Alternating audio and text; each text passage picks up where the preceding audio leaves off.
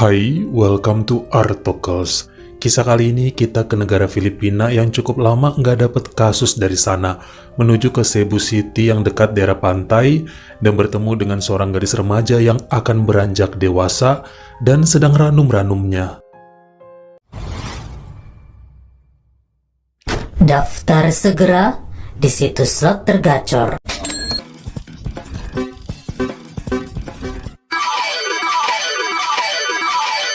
Permen slot.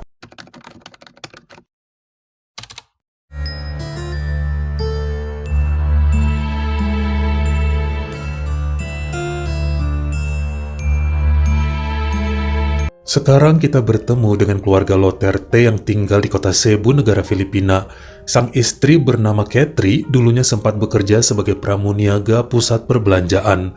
Namun setelah menikah pada tahun 2011, dirinya benar-benar konsentrasi menjadi istri rumah tangga. Soalnya kan langsung hamil dan anak pertama muncul setahun kemudian yang bikin dia konsen menjadi ibu. Sementara sang suami bernama Adam Loterte kerja sebagai surveyor merangkap debt collector pada perusahaan leasing kendaraan. Mereka kemudian dikaruniai 2 anak lagi di tahun-tahun setelahnya. Jadi total ada 3 yang tentu menambah kebahagiaan keluarga. Sejak tahun 2020 karena pandemi melanda, nampaknya pekerjaan Adam sedikit mengalami hambatan. Penurunan penjualan hingga tugas mensurvei sangat berkurang. Gak tahu apakah ini berdampak pada gaji yang diterima, tapi kemudian sang istri berinisiatif untuk berdagang secara online segala sesuatu yang berhubungan dengan anak-anak, dari pakaian, mainan, device edukasi, bahkan alat pengemasan kado. Dijual melalui Facebook dan WhatsApp. Hal ini bisa dikerjain sambil ngejaga anak-anaknya dan cukup ngebantu keuangan waktu lockdown. Katri emang terkenal sangat ramah, cekatan serta ulet, disukai orang banyak dan rajin beribadah, selalu mengajarkan anak-anaknya dengan telaten bagaimana bersikap baik pada siapapun, makanya tetangga suka bergaul sama dia.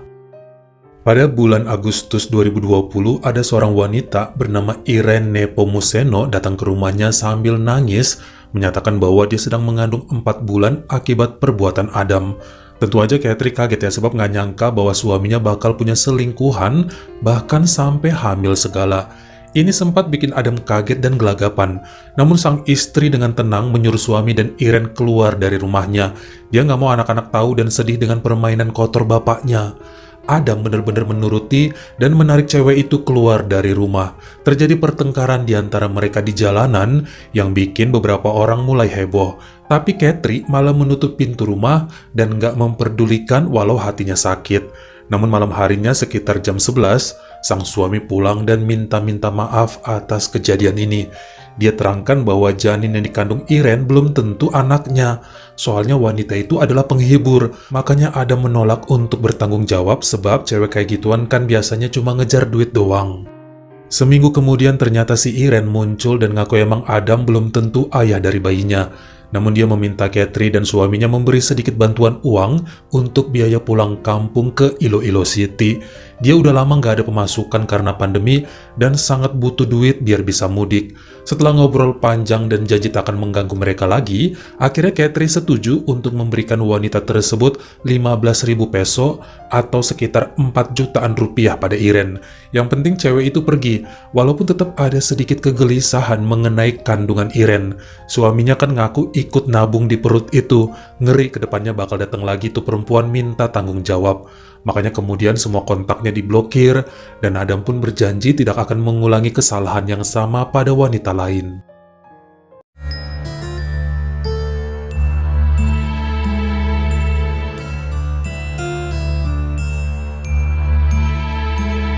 Mungkin karena peristiwa kemarin akhirnya dijadikan pelajaran dan Adam mulai rajin ikut istrinya ke gereja buat ibadah.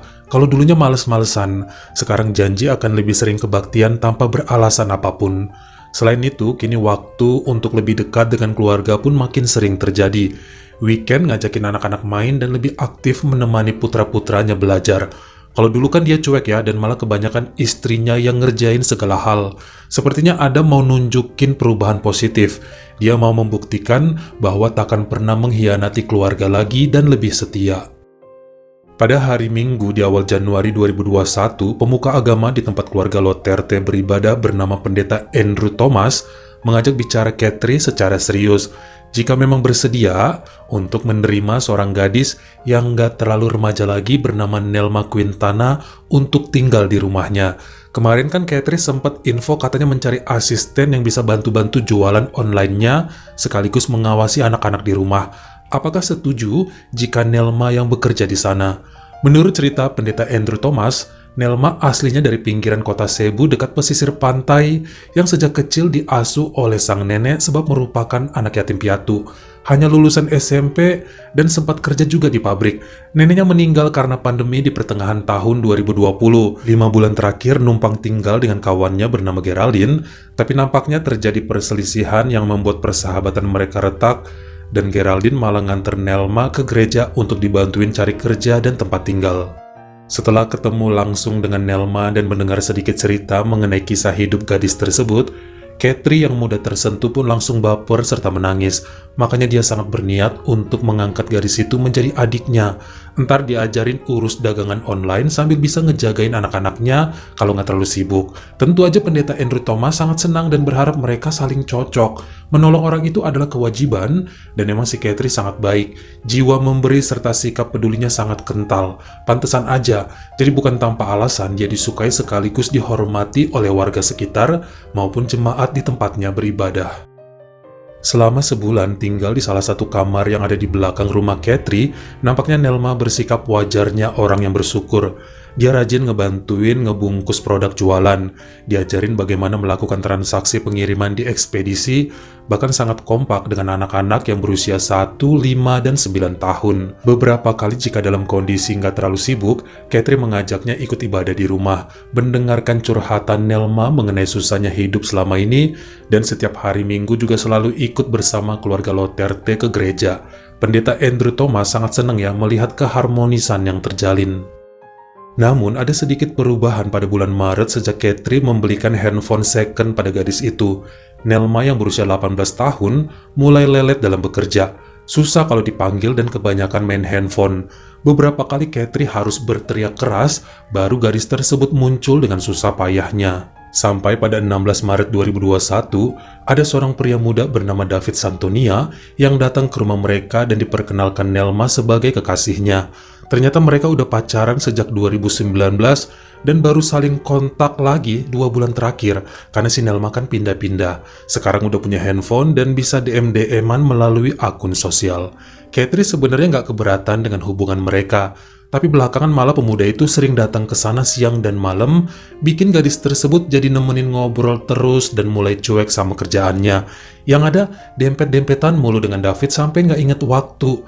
Kadang dicariin nggak kelihatan. Ternyata berdua lagi gesek-gesekan di bawah pohon belakang rumah, kayak kucing kawin di pasir. Harus tahu kondisi lah, seminggu sekali nggak apa-apa mau ngapel. Tapi kalau tiap hari dan malah jadi Katri yang nyuci piring bekas Nelma, dan juga bersihin rumah, sama aja melihara hewan. Nggak mau bantu apa-apa, malah sekarang sering pamit berjam-jam karena main sama David entah kemana. Bahkan setelahnya Nelma makin menjadi-jadi. Dulu pakai baju masih yang sopan-sopan, sekarang dengan alasan gerah, selalu aja wajib pakai atasan yang ketek dan pusernya kelihatan. Celana serba pendek ampe paha kemana-mana. Kalau ditegur pasti alasannya, toh di rumah aja kok, lagian gak ada asbes, panas. Selalu begitu, sementara mata si Adam ketarik pada body seksi gadis tersebut yang menurutnya masih wajar apa yang dipakai Nelma. Istrinya aja yang berlebihan, masih enak ngelihat si Nelma seperti itu katanya, dibandingkan Katri udah pakai baju sopan tapi perut melebar kayak kantong air. Semakin emosi sejak Nelma juga males-malesan dengan alasan PMS, sakit pinggang dan lebih memilih rebahan aja. Tapi kalau cowoknya datang semua penyakitnya hilang. Bahkan tiap diajakin ke gereja udah gak mau karena meriang, sakit perut, tenggorokan gatal, dan lemah jantung. Pernah satu kali Pendeta Andrew Thomas, dia berkunjung dan menasehatin agar gak males si Nelma itu. Saat itu gadis tersebut nurut dan janji akan beribadah tiap hari Minggu. Kenyataannya tetap aja dia gak berangkat. Pada pertengahan Mei 2021 dengan emosinya, Katri mengamuk pada gadis itu yang dianggap udah kelewatan. Dianggap jadi adik, dikasih makan, ditumpangi tinggal dan segala kebutuhan dipenuhi. Tapi kok malah ngelunjak dan gak mau kerja apa-apa. Ini yang bikin wanita itu mengusir Nelma dengan tegas, dan ternyata gadis tersebut gak pakai pikir panjang, segera mengemasi barangnya, lalu bener-bener cabut dari rumah itu. Sebenarnya Katri agak khawatir juga. Dia tuh gak enak harus berbuat kasar sama orang. Berharap abis diomelin tadi, si Nelma bakal minta maaf dan berubah. Malah pergi beneran. Ini yang kemudian jadi bahan pikiran Katri. Berharap cewek itu segera balik. Kenyataannya Nelma malah pergi ke rumah salah satu jemaat gereja dan menceritakan keluh kesahnya selama ini. Makanya kemudian Pak Pendeta Andrew mendatangi kediaman keluarga Loterte dan bercerita tentang apa yang dikatakan gadis itu. Dibilang Katri ini terlalu menyiksa Nelma, jualan online 24 jam dan nyuruh ngebungkus, ngereka penjualan, urus komplainan pelanggan, ke ekspedisi bawa barang banyak, belum lagi nyuapin anaknya, mandiin, nyuci piring, beres-beres rumah dan nyuci baju sekeluarga. Semua itu tanpa diupah, tanpa digaji sepeser pun. Makanya dia mulai males karena bukan dianggap adik, melainkan babu di rumah itu. Katri sebenarnya nggak menolak tuduhan tersebut, namun apa yang dikatakan oleh Nelma tidak 100% benar. Mereka berbagi pekerjaan dan selalu nanya jika emang nggak sanggup dikerjakan, ya bilang aja biar gantian. Makanya wanita itu cukup kaget ya dengan kenyataan berita ini udah nyebar kemana-mana, terkhusus orang yang ada di gereja. Pantesan kalau hari Minggu, Nelma udah jarang beribadah, karena udah kecapean Senin sampai Sabtu kerja keras bagai kuda, dan Minggu saatnya beristirahat. Ini yang kemudian membuat Katri meminta maaf pada Nelma dan gadis itu pun balik lagi ke rumahnya. Mereka benar-benar berbagi tugas dan Katri mulai mengurangi penjualannya supaya pada nggak capek-capek amat. Soalnya dia sempat ngotot dagang karena mikir kan udah ada kok yang ngebantuin. Tapi kenyataannya Nelma malah kelelahan. Pada Minggu sore 6 Juni 2021 saat Katri dan anak-anaknya baru pulang dari berkunjung ke rumah orang tuanya, mereka melihat sang suami Adam ada di dapur bersama Nelma sedang jongkok dekat perapian. Saling diam, sempat ditanya, pada ngapain di belakang sini? Namun gak ada yang ngejawab selain sikap Nelma yang cemberut sambil bergegas masuk ke kamarnya. Suaminya sempat jawab sih ya, habis matikan arang sambil berjalan ke ruang depan. Katri curiga namun ngebuang pikiran negatif dari kepalanya. Keesokannya saat baru pulang dari ekspedisi ngirim pesanan langganan, wanita itu kaget sebab mengira suaminya belum pulang kerja, ternyata ada di rumah. Anak sulungnya masih sekolah dan cuma si tengah dan si bungsu di sana dijagain oleh Nelma. Segera ditariknya Adam ke kamar karena biasanya lelaki itu suka minta jatah jika pulang mendadak siang-siang. Namun sang suami menolak dan bilang cuma mampir makan aja. Setelahnya Adam pergi lagi. Sang istri kemudian bertanya pada Nelma, "Suami saya habis makan ya?" Dijawab, "Nggak ada makan, istirahat aja bentar," katanya. Ini jadi keheranan tersendiri bagi Katri. Makanya saat di kamar dia iseng bertanya pada putra tengahnya yang berusia 5 tahun. "Tadi bapak ngapain aja?" Disinilah Katri kaget dengan jawaban polos bocah tersebut yang bilang ayahnya di kamar belakang bersama Nelma, berciuman dan saling melepas pakaian. Bahkan putranya mempraktekkan gerakan yang dilakukan bapaknya terhadap Nelma beserta suara-suara kenikmatan yang keluar dari mulut gadis itu. Masih menyimpan kesabaran sampai sorenya, sang putra sulung pun muncul dan Katri bertanya siapa tahu anak nomor satunya itu juga pernah melihat perbuatan bapaknya pada Nelma. Bener aja, si sulung udah dari dulu mau cerita tapi takut bahwa sejak beberapa hari bibi Nelma datang ke rumah ini, dia dan bapak sering kedapatan melakukan perbuatan tercela. Bahkan pernah ketahuan sama ayahnya dan diancam kalau anaknya itu ngadu-ngadu ke mama pasti bakal dipukul.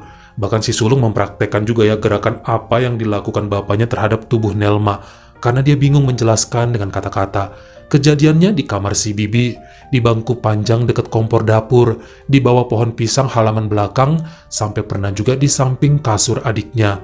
Dan kebanyakan dari perbuatannya tersebut dilakukan dengan posisi berdiri, dan biasanya cuma sebentar doang kok, 5 menitan aja. Hal ini bikin Katri sakit kepala dan selama 2 hari dia sampai nginep di rumah orang tuanya sambil membawa ketiga anaknya. Beberapa kali emang sempet ya Adam nelpon istrinya itu, tapi nggak pernah digubris. Malah nggak dijemput-jemput sama sekali. Padahal bisa aja ya dia nyari ke sana, toh anak istrinya kan nggak pulang 2 hari. Sampai pada Kamis 10 Juni 2021 jam 9 malam, akhirnya Katri balik juga karena besoknya si sulung mau masuk sekolah. Jadi anaknya itu nggak tiap hari belajar tatap muka ya karena masih suasana pandemi. Saat itu rumah sepi, namun pintu depan nggak terkunci. Sama-sama kaget saat Adam keluar dari kamar belakang tanpa pakaian, dari kamar si Nelma. Segera Katri lari menuju kamar adik angkatnya itu, mau ngeliat apakah si Nelma sedang bugil juga. Malah dihalang-halangi suaminya sambil teriak ke dalam, "Pakai bajumu, pakai bajumu." Langsung aja sang istri ngambil termos dari meja dan menyiram isinya ke wajah Adam. Lelaki itu kepanasan sambil berlutut, sementara Nelma yang kaget keluar kamar dan diserang dengan menggunakan golok oleh Katri hingga kepala belakangnya mengeluarkan darah. Si putra sulung berlari kencang keluar rumah manggil tetangga sambil menangis. Beberapa orang muncul dan nampak Katri sudah terduduk di sofa ruang tamunya. Kenyataannya Adam juga diserang dengan golok hingga mengembuskan nafas terakhir di dapur di usianya yang ke-35 tahun. Sementara Nelma masih selamat dan menjalani perawatan intensif di rumah sakit Chonghua. Mau nggak mau Katri pun harus mendekam di kantor polisi setempat.